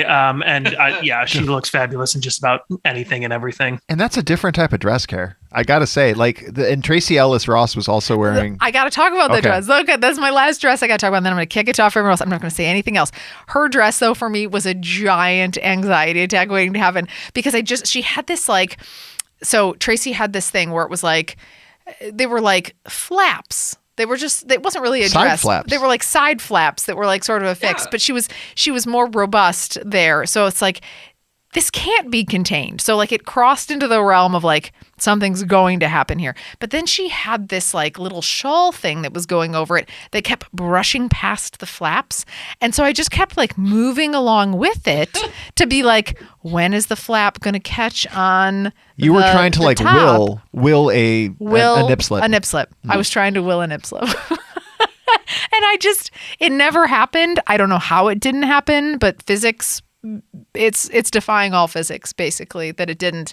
But that for me, again, I think that works for me in contrast to Mandy, who is much more professional and mature than I. No, I'm just much more prudish than you are. Mhm. And well, I think in this case, Mandy's sense of fashion would have worked because that distracted you from her writing a poem about a Waldorf salad while Shawn Mendes looked on in terror. Gosh, that was Shawn Mendes. I kept one Yeah. again. I'm too old. There were two white guys presenting that I had no clue who they were, and they were awful, and they just didn't know what they were doing, and that was one of them. The other one was whoever was presenting with Rachel Ziegler, who That's Jacob Elordi from Euphoria. Sure. He's Very 18 feet tall tall. one? Yeah. yeah. Oh my God. We're all nodding like, Sure, Euphoria. And I'm nodding because I still don't know who you're talking about. But And I would yeah. like to point out, Rob, you have forgotten three terrible white guys. The Ultimate Sports. The Ultimate Sports. What were they presenting? Oh, they were presenting the The Blu-ray Bond. trailer for the Bond franchise. Yeah. Oh, yeah. When you had Judi Dench and Javier Bardem in the auditorium, and they still had Shaun White and these other guys. because it's extreme. presented. Because it's an extreme. I don't know. Because the kids like Tony Hawk. I thought Yeah, one in of those. 2022. I was There's 100% a name I haven't sure. heard in 15 fucking years. Yeah. I thought one of those guys was Carrot Top. Kelly That would've Slater. been Oh, better. Shaun White. Shaun I White. was like, actually, Carrot Top's aging pretty well. Like, he looked pretty good there. And I was like, oh, that's like a famous snowboarder or something. So, again, we need to get with the times, Rob, starting tomorrow. I'm gonna start watching No, you Euphoria. I hear it's a stomach ache just waiting to happen. So looking forward to it. That's fine. Carrie, there was one more outfit that actually struck me, and I think I'm a little late in the cinephile community to the Kristen Stewart bandwagon, but because of Spencer and her campaign season, I'm pretty much on it now. And her outfit last night was pretty awesome because she wore shorts to the Oscars, and when you wear shorts to the Oscars, you get a thumbs up from me. I like the F you to the norms a little bit. It was great because it was like super dressy shorts. So it still looked like she was like, I'm wearing my fancy clothes, but it was also like, I'm going to be comfortable. Fuck you. And they were really they were feckety feck you shorts. You didn't have to do that. I like that too. Yes, I did. Well, let's go around before we get to the results of our, predictions sure to go wrong, with any final closing Oscar surprises, disappointments, whatever. This is your final word on the Oscars. Brennan, okay to start with you. Sure. I mean, the thing that really made me enter the Speed Force was the fact that Cinderella was like the second highest voted fan favorite film.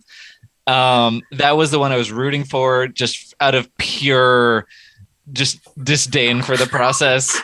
And it was a delight. Wait, what won? They never announced. I think they only had the nominees in reverse alphabetical order. I don't think they actually announced a winner. Maybe. I think the last one listed was the winner. Army of the Dead? Army of the Dead? Yeah. Yes. So Zack Snyder swept the fan vote. I mean, well, yeah, yes, he was. His internet fans are mobilized as fuck. Oh, yeah. Yeah. These fan votes were clearly intended to give No Way Home attention at the Oscars, right? But the producers didn't. They underestimated Zack Snyder's stand. The Zack Snyder and the Camila Cabello fan bases online. Yes.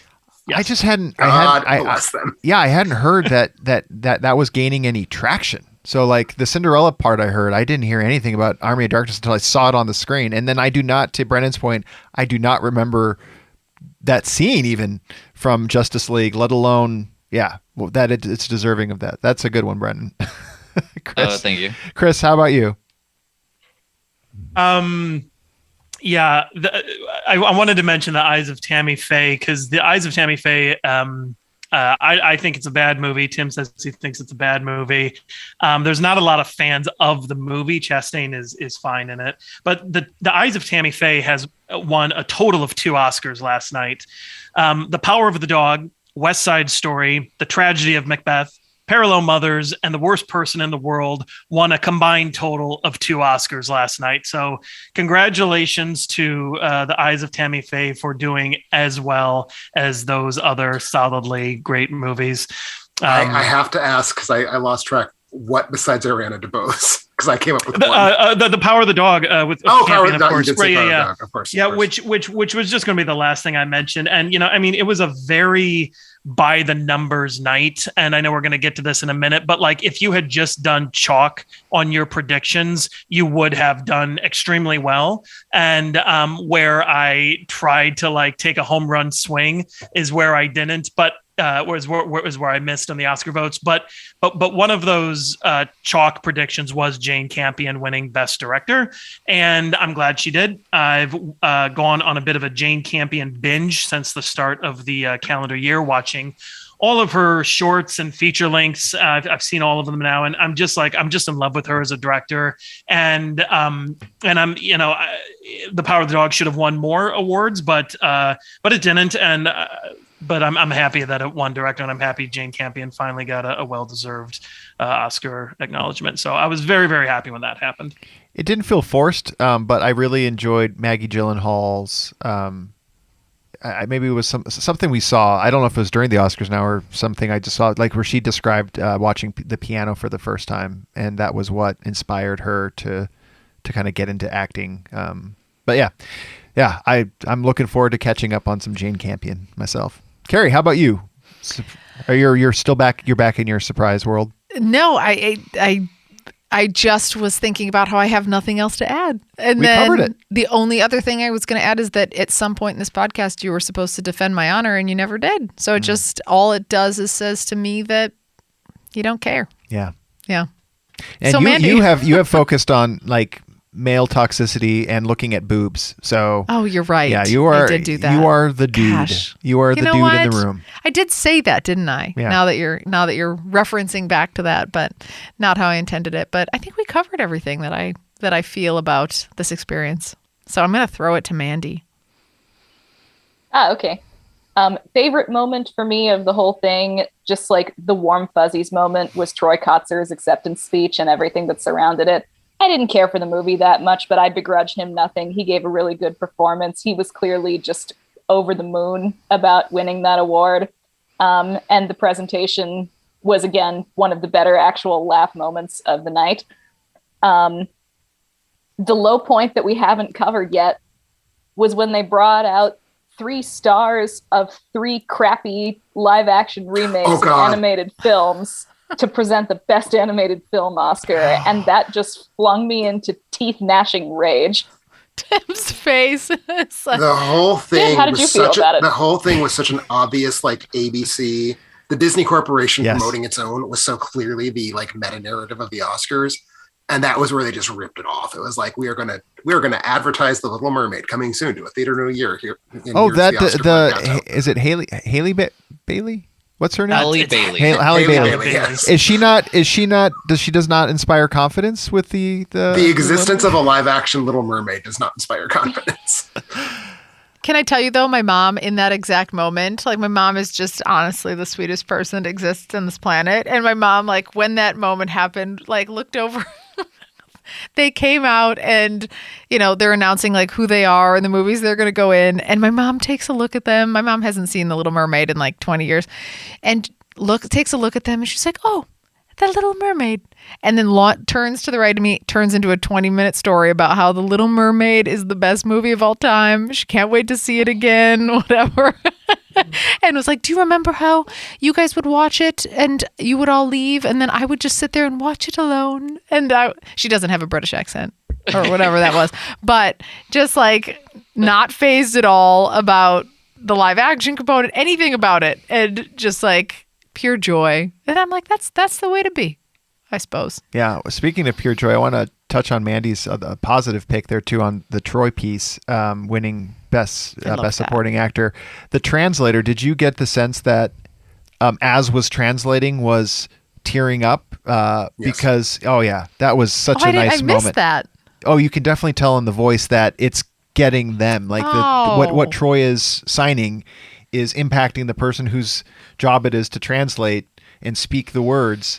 And you can sense that it's welling, like they're welling with tears. I love that. It's very touching. All right, Mr. Grump, what do you got for us? So, I'm just joking. I haven't had a single positive thing to say. All of a sudden, I'm a grump. I will say, to just quickly build on the animated moment, when they came out and they're like, yeah, the best thing about animated films is they inspire you as a kid. I was like, fuck you. No, animation is an all ages medium. And I was never rooting harder for Flea to win than I was in that moment. But also that's fine, whatever. We live in hell and Disney's killing culture. I will say for me, the biggest surprise, or at least the moment I was least prepared for, and if not for Will Smith punching a dude, would have been the thing that stuck with me the most from this evening. When John Leguizamo talked about his engorged 13.5-inch cock, I was like, wow, I was not ready for that joke. I don't even remember this. Still a little bit amazed it got made on live TV on ABC. Well, Bruno. he mentioned that the original Oscar statue was based on a Mexican-American actor and then said that everyone's going to be holding 13.5 inches of Mexican at the end of the night. I missed that, but I would have liked that. Was that a best moment, Tim? It was a surprising moment. I was surprised. I was not prepared for it and was dazzled. Well, what wasn't surprising was the outcomes of the ballot. As Chris alluded to, it was a chalk night, meaning that the ones you were expecting to win were the ones who won for the most part. If you just predicted the consensus picks, you would have gone 22 of 23. Which is why the folks who did our annual Oscar ballot, we had hundreds of folks submit. So thank you so much for submitting. If you took, their consensus picks would have outperformed my score of 19. But I was not an official player of the Oscar ballots for our site. That was left to Chris, Brennan, and Tim as our official players. You were invited. I know I was invited, but it requires writing and like supporting your arguments. And So where did we land?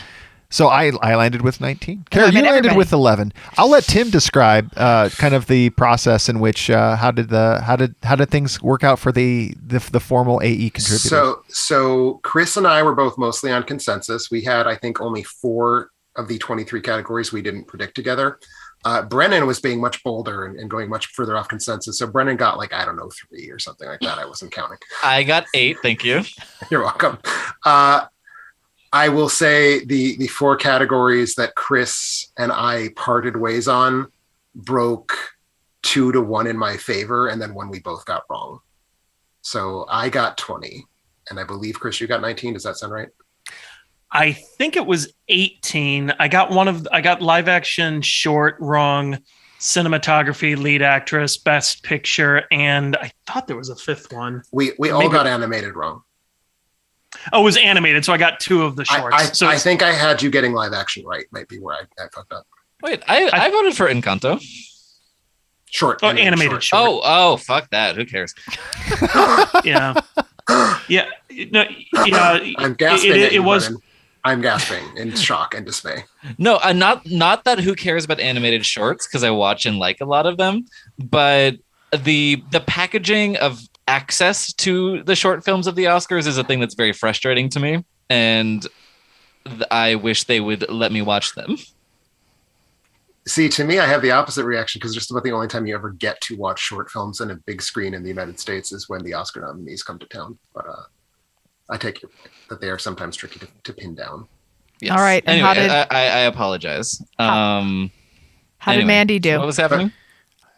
I was going to say the big breaks for me, yeah, were you and I were tied, so I was keeping track. And when original song, I'm not competitive at all. When original song went to No Time to Die instead of Encanto, I maybe let out a little fist pump because that meant you and I were tied again.